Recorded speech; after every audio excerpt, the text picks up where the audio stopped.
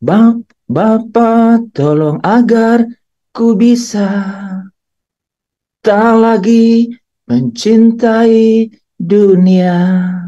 Dunia fana akan binasa dengan segala keindahannya. Jadi dunia-dunia yang indah-indah ini gitu ya saudara, itu akan binasa. Eh, emang memang cuma dengan cara itu kita bisa memaknai kekekalan yang yang penuh dengan kemuliaan itu. Hanya dengan cara itu. Saudara kalau tidak mampu membawa diri atau pola pikir perspektif bahwa dunia ini tuh fana dan sementara, itu mustahil untuk menginginkan, merindukan dunia yang akan datang. Itu mustahil. Yang ada dan yang akan terjadi dan yang kita akan ikuti itu adalah apa? Tenggelam di dalamnya. Dan saudara tahu nggak yang dimaksud tenggelam di dalamnya? Emang ada orang tenggelam yang bisa kembali melawan arus? Justru dia tenggelam karena dia tidak mampu melawan arus. Oke? Dia tenggelam karena dia tidak mampu melawan daya tarik yang menarik dia masuk ke dalam. Itu. Nah, cara satu-satunya. Kau satu-satunya harapan, Oh. satu-satunya jawaban kepadamu. Nah, ini pasti benar-benar kekinian karena saya tidak tahu lagunya. Ya kan? Oke. Ya, teman-teman. Memang satu-satunya cara, eh, satu-satunya jalan loh. Ini satu-satunya jalan. Jadi saudara jangan anggap enteng, jangan anggap enteng statement ini, pernyataan ini. Coba uji saja dalam diri kita. Uji sampai saudara pusing dan saudara hampir mati, setengah mati nggak apa-apa.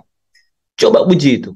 Nggak mungkin, saudara kalau tidak dapat membawa, kayaknya harus dipaksa, membawa pemikiran, cara pandang, semua apa, fantasi, kita masuk ke dalam bahwa ini semua sementara. Nggak mungkin kita mengingini hidup yang akan datang. Yang ada, karena saya sudah pernah merasakan itu. Saya dan ya Pak Lepri juga tahu tuh.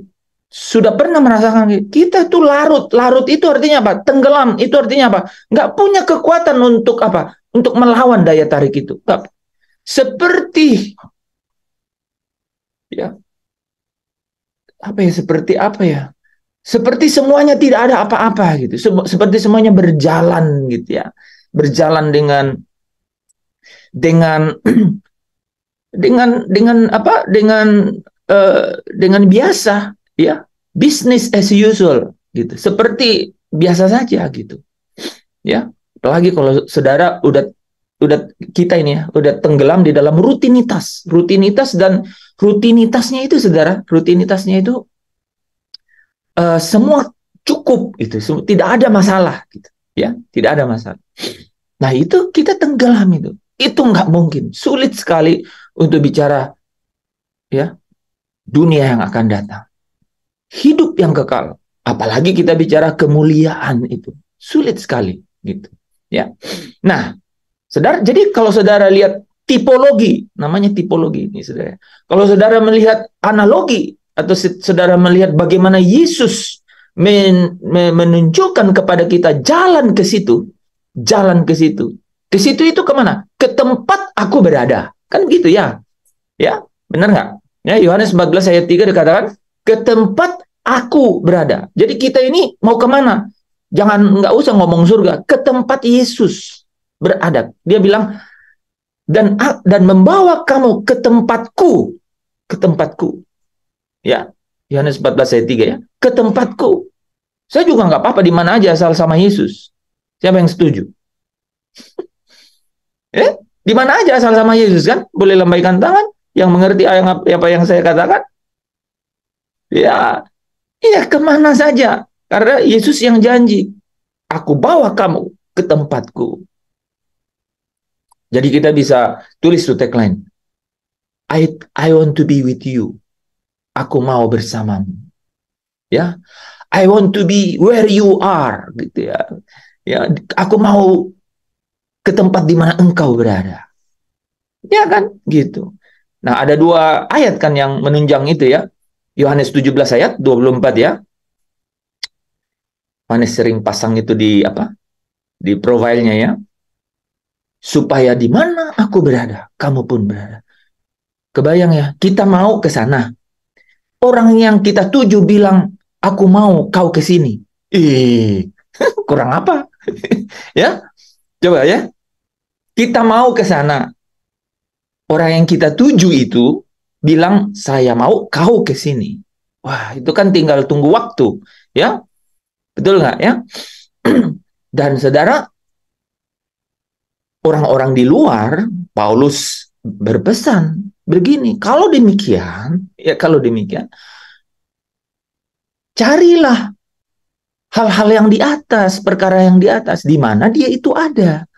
Gitu. Jadi kan memang harus demikian, perspektif, pola pikir, dan apa kegairahan kita memang harus diwarnai dengan cara itu.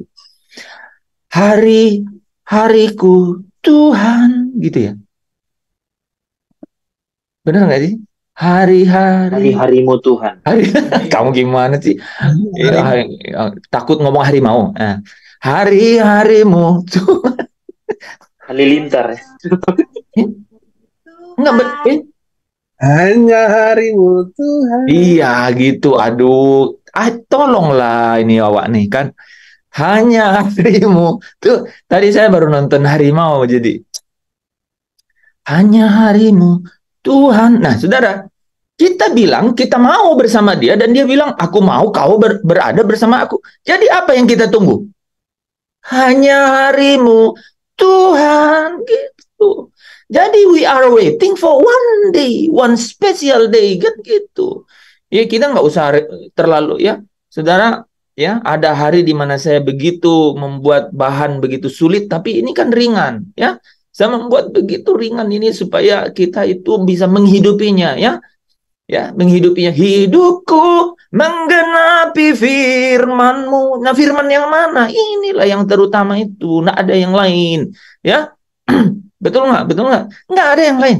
Coba saudara katakan kepada saya, kalau ada firman yang lebih penting dari ini. Tidak ada. Firman yang paling penting adalah Yesus berkata, supaya di mana aku berada, kamu juga berada. Aku mau membawa aku mau membawa kamu ke tempat aku berada. Mana ada yang lebih penting dari semua itu? Tolong, tolong, tolong gitu ya. Nggak ada loh. Nggak ada. Apakah itu yang menjadi gelora di dalam batin saya dan saudara? Apakah itu yang menjadi cakrawala berpikir dalam ya dalam dalam atmosfer berpikir saudara? Itu ya. Kita boleh nih ya, kita boleh larut di dalam kita boleh sibuk di dalam atau melakukan pekerjaan-pekerjaannya setiap hari gitu ya. Daily jobs gitu ya, namanya daily jobs ya. Atau rutin gitu ya, semua rutinitas bisa aja. Tapi kita bisa bilang begini. Sempat membuatku terpesona. Oh, benar. Harus dari awal ya. Apa dari awalnya apa, Pak? Sebelum kasih setiamu yang kurasa. Jadi kasih setiamu yang kurasakan. Sempat membuatku. Jadi hanya sempat Jadi kata sempat membuat terpesona itu penting sekali. Sempat saja. Artinya sesaat saja. Ya. Karena apa? Karena kita ini semua sementara. Ya. Jadi apa saudara? Di dalam setiap apa yang kita kerjakan, kita sibuk di dalamnya itu, kita harus selalu menemukan Tuhan. Itu. Selalu menemukan kehadirannya Tuhan, selalu menemukan Dia yang apa saudara? Dia yang bersemayam di terang yang tak terhampiri. Nah, itu saudara ya. Jadi kita harus selalu memikirkan atau selalu membayangkan seseorang yang bersemayam di terang yang tak terhampiri itu. Dan itu hanya satu tempatnya. Di mana itu?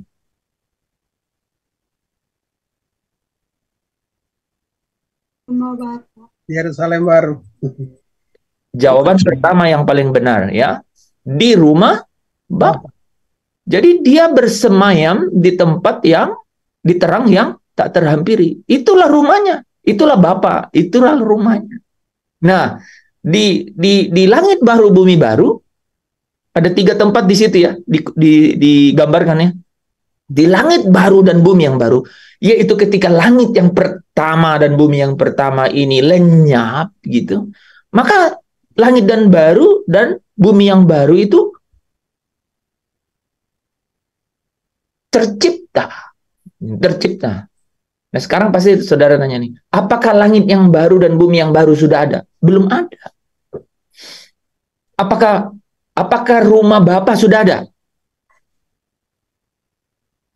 Sudah ada, betul. Karena Yesus katakan, berdoalah demikian, Bapa kami yang di surga.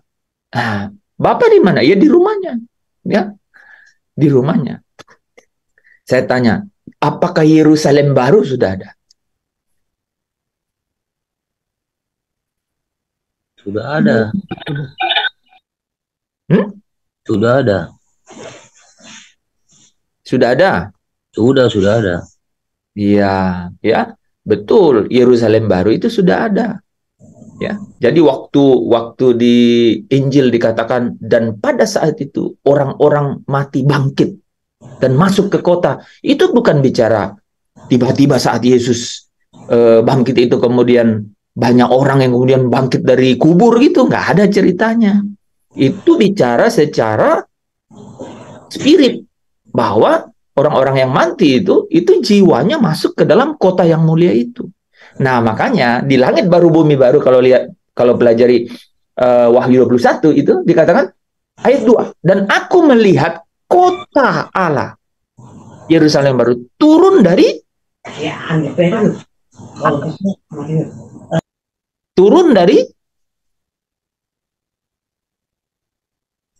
surga, dari rumah Bapa. Gitu, ya, turun dari surga, dari rumah Bapa. Nah, jadi teman-teman, ada rumah Bapa di mana terang yang tak terhampiri itu tempat bersemayam. Ada Yerusalem baru di mana apa? Di mana adalah pusat pemerintahan. Yerusalem baru pusat pemerintahan. Kalau ada pusat pemerintahan berarti ada yang diperintah. Yaitu orang-orang yang di langit baru dan bumi yang baru. Nah, Amin. Setiap anak-anak Allah kira-kira pulangnya kemana? Pikir kemana? Sebentar. Kita dengar jawaban dari pulang ke Yerusalem baru. Yerusalem baru. Jadi anak-anak Allah itu cuma satu tempatnya untuk pulang. Ya, yaitu ke Yerusalem yang baru. Gitu. Oke? Di mana Kristus itu ada. Jadi kita nggak berpikir hal-hal yang lain di luar Yerusalem baru. Karena apa? Yerusalem baru itu adalah pusat pemerintahan. Di sanalah tempat memerintah. Di sanalah tahta-tahta itu. Ya, di sanalah Yesus berkata, kalau kamu menang, sebagaimana aku menang, kamu akan duduk bersama aku di atas tahtaku. Nah, menarik itu, saudara. Coba kita baca, siapa yang bisa baca? Yes,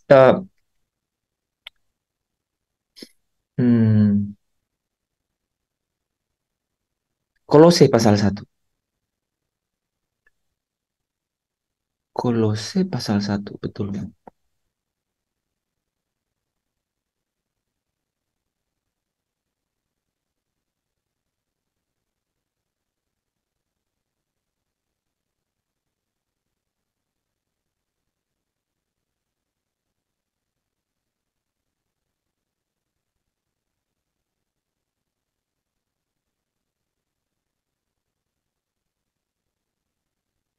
Ayat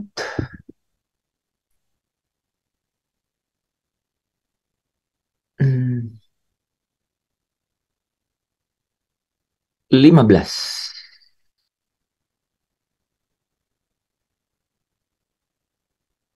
Kolose pasal 1 ayat 15. Ia adalah gambar Allah yang tidak kelihatan, yang sulung, lebih utama dari segala yang diciptakan. Amin. Oke, kita lanjut dikit ya. Jadi 15 sampai 17 nih ya, teman-teman ya. Ia adalah gambar Allah yang tidak kelihatan. Jadi benar ya, Allah tidak kelihatan. Kenapa Allah tidak kelihatan?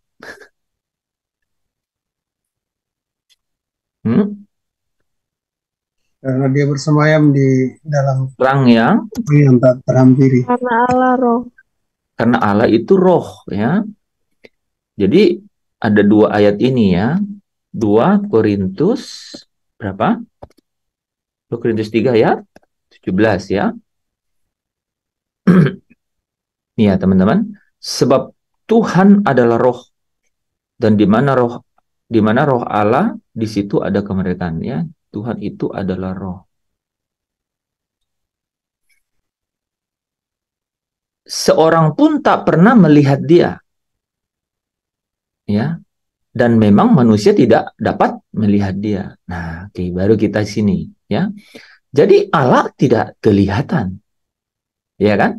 Nah, tapi bagaimana dong caranya? Nah, Allah mengaruniakan anak tunggalnya. Kan? Dan mengutusnya. Dan anak tunggalnya ini, yaitu Yesus, mengenakan firman. Sehingga apa? Sehingga dia kepenuhan kealahan. Sampai ia menjadi gambar Allah. Nah, saudara ya, dia menjadi gambar Allah.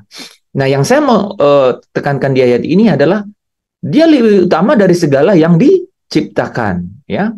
Karena ini di dalam dialah, nih ini saudara, telah diciptakan segala sesuatu. Kita ngomong langit baru, bumi baru. Di dalam dialah, ya, di dalam dialah telah diciptakan segala sesuatu. Ini tidak bicara mengenai langit yang pertama dan bumi yang pertama, tidak ya. Tetapi bicara mengenai langit baru dan bumi yang baru yang ada di surga. Ya, di dalam dia telah diciptakan segala sesuatu yang ada di surga, yang ada di bumi. Di bumi ini maksudnya bumi yang baru, ya. Yang kelihatan, yang tidak kelihatan, baik singgasana. Nah, ya. Jadi diatur-atur itu tahta nih, Saudara. Makanya di singgasana maupun kerajaan, baik pemerintahan maupun penguasa. Segala sesuatu diciptakan oleh dia dan untuk dia. Nah, ini kapan terjadi? Ini kapan terjadi? Ketika dia menjadi penguasa. Saya kasih ayat 1 ya. Yudas 4 ayat Yudas 1 ayat 4 ya. Siapa dia? Siapa dia? Nih saudara ya. Satu-satunya penguasa dan Tuhan kita, siapa namanya? Yesus Kristus. Oke? Jadi dia tuh satu-satunya penguasa dan Tuhan. Nah, ya, dia yang di dalam dialah telah diciptakan langit baru dan bumi yang baru itu. Ya. Yaitu apa? Yaitu baik di surga maupun di bumi, yang kelihatan tidak kelihatan, baik singgasana maupun kerajaan, baik itu pemerintahan maupun penguasa. Jika barang dia katakan barang siapa menang, ya, barang siapa menang, ya, akan kududukkan bersama dengan aku di tahtaku sebagaimana aku telah menang dan duduk bersama dengan Bapa di atas tahtanya, ya. Nah, jadi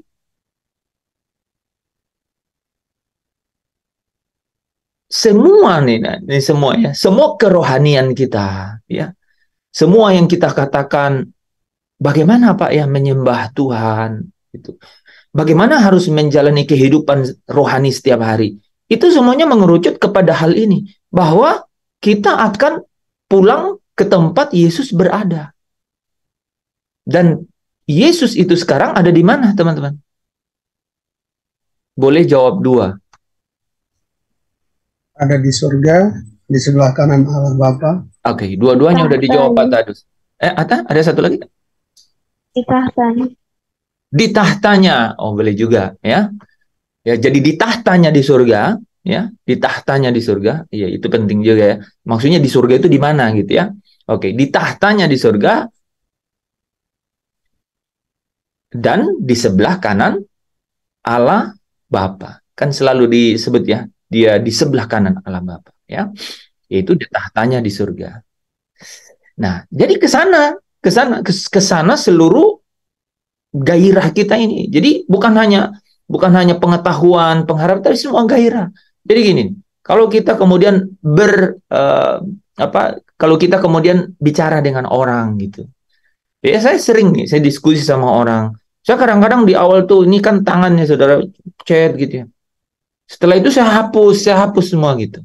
Karena apa? Karena saya sadar gitu.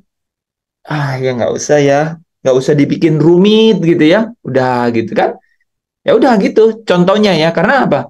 Karena kita berpikir buat apa ya gitu. Untuk apa sih gitu ya. Oke, atau gini. Pak Tadus pulang rumah terus lagi jam makan siang terus betul-betul lapar terus capek terus pas ke tempat makan bisa meja, bisa apa saja tapi tidak ada makan. Pertama, respon STH kan? Nah, pasti kita ya emosi keluar kan? Lagi lapar. Tapi setelah pikir, jadi kalau keadaannya begitu jangan langsung hampiri seseorang, jangan ya, jangan hampiri orang, jangan. Mending pergi keluar dan cari angin, ya, dan ngomong sama angin. Kan ngomong sama angin itu ya, ada orang yang keluar terus ya karena nggak ada objek jadi dia tinju angin gitu. Wah, sampai dia tapi mungkin nggak cukup ya. Nah, kita bisa bahwa ya udahlah ya, semua ini kan hanya sementara ya gitu. Tapi kalau udah tenangnya gimana? Setelah misalnya rutin kan baca Alkitab. Ya baca Alkitab dulu lah. Baca Alkitab. Setelah baca Alkitab baru omong. Nah, tadi siang tuh pulang nggak ada makan. Gitu. Kan baru doa nggak mungkin emosi. Nggak mungkin. Tadi siang tuh pulang. Saya lihat tidak ada makan. Terus baru kalau sampai yang siapin makanan bilang ini, itu makan semua tadi itu dihabisin oleh anak-anak. Wah, pasti nggak marah. Nggak marah kan? Oh gitu ya? Iya.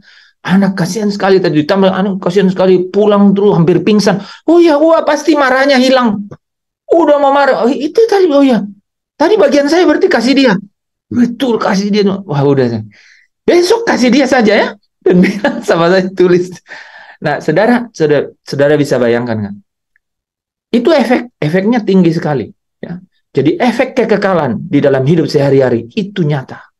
Hidupku menggenapi firman-Mu. Firman yang mana?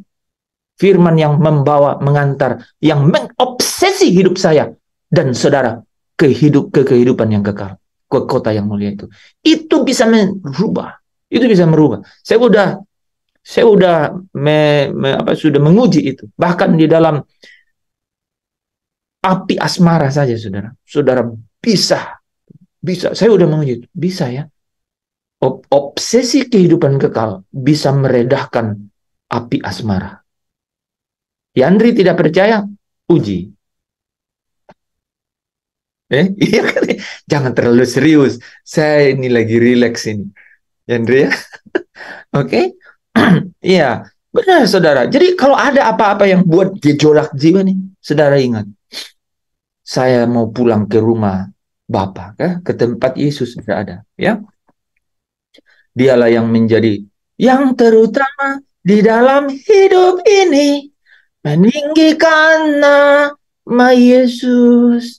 Saudara bisa tinggikan nama Yesus dengan cara apa? Dengan cara apa, saudara? Coba, dengan cara apa? Saya kasih satu jawaban malam ini ya.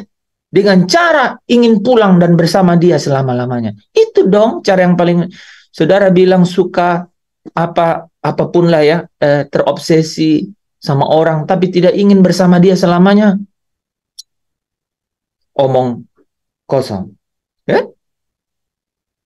Tapi yang menarik adalah ketika kita benar-benar yang terutama di dalam hidup ini meninggikan nama Yesus. Saudara, panjangkan fantasi pikirmu sekarang bahwa itu berarti di sana, di atas sana, di sebelah kanan Allah. Yang Vanes tadi bilang di tatanya itu di sanalah gitu. Wah, ditinggikan bersama. Itu saudara ya, oke? Ya, kita tidak jadi bahas soal kuis malam hari ini karena saya pikir materi ini exciting gitu. Saudara, saya ingin benar-benar ya. Ini sekarang lagi buat ada ya, ada teman-teman dari ini yang pokoknya saya ingin bagaimana sih obsesi mengenai hidup di dalam kekekalan itu bisa punya implikasi ternyata dalam hidup kita sehari-hari. Gitu. Gimana caranya? Gitu. Nah, caranya adalah benar-benar firman itu digenapi dalam hidup kita. Ya, firman itu digenapi dalam hidup kita. Apa itu maksudnya, Pak? Tidak ada yang lebih penting daripada apa? Daripada kehidupan yang kekal itu, nggak ada. Gitu. Dan caranya adalah kita selalu dibahagiakan karena apa? Karena fantasi itu. Tidak ada hal lain yang membahagiakan lebih daripada itu, ya. Nah, saya mau saudara ingat ya, cerita mengenai kemuliaan di atas gunung. Ingat ya, Yesus dimuliakan di atas gunung itu. Nah, itu keadaan lagi di bumi loh. Nah, saudara, untuk sampai ke sana, ini bagian terakhir ya. Untuk sampai ke sana, ya, ke kota yang mulia, ya. Jadi siapa yang banyak yang buka kamera nih malam ya. Jadi gini loh, teman-teman, jangan pikir kalau kau perantau, jangan pikir pulang kampung. Itu bukan ajaran Alkitab. Kalau kau perantau, jadilah musafir untuk pulang ke kota yang sesungguhnya, yaitu kota yang mulia. Oke? Oke? Ya, boleh mampir ke kampung halaman, tapi lanjut ya, bukan perhentian terakhir, tapi perhentian yang sesungguhnya itu adalah kota yang mulia. Benaran, saudara, mau pulang kemana saja, kebahagiaanmu terbatas. Ya, mungkin tidak banyak yang saya sudah alami atau capai, tapi saya sebanyak yang saya bisa capai, saya mau katakan terbatas sekali. Gitu.